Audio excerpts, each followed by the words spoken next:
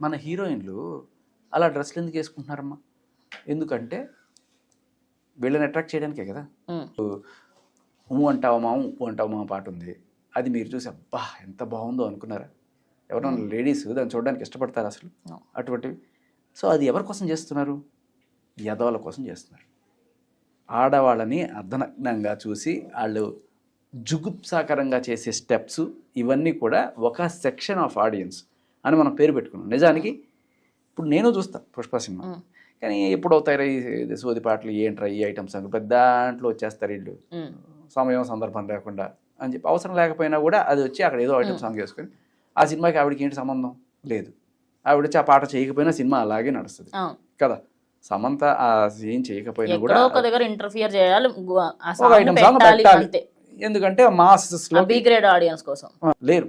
Pushpa cinema 100 మంది చూస్తే అందులో 50 మంది ఆడవాళ్ళు చూశారు, కానీ 50 మంది ఇబ్బంది పడ్డారు కదా. ఇబ్బంది పడ్డారా లేదా? ఎవరు అబ్బా ఇలా ఉండాలి ఆడపిల్ల అంటే అనుకున్నారు ఎవరన్నా? అనుకోరా, తిట్టుకునేవాళ్ళు. అలాంటివి వస్తుంటే మన ముందే కళ్ళ ముందే ఆడదాన్ని అర్ధనగ్నంగా చూపిస్తూ ఆ జుగుప్సాకరమైన స్టెప్ ఇట్లా ఇట్లా వేసుకుంటూ ఇలాంటివి చేస్తుంటే కూడా అక్కడ జనాలందరూ కూడా అని చెప్పి ఎగురుతుంటే అక్కడ చూసే ఆడవాళ్ళకు కూడా కాస్త అగౌరవంగా అనిపిస్తుంది కదా. ఇది వెధవల కోసం వెధవలు తీస్తున్న వెధవలు చేస్తున్న ఆప్షన్స్గా చూడాలి.